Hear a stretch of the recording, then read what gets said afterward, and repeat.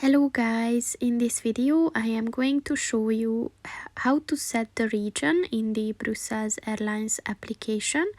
But first I just want to mention, don't forget to subscribe to my channel, because at 10,000 subscribers I am going to show you my whole YouTube revenue statistics and growth strategy, as well as how to make money online.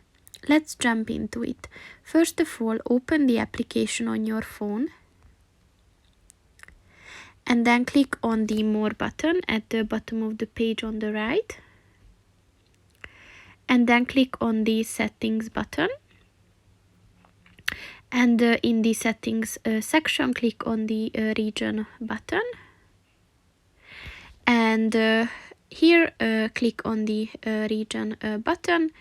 And you can also type your preferred region, or you can scroll down and search it, and once you click on it, your region is set. So that's pretty much it for this video, guys. See you in the next one. Goodbye.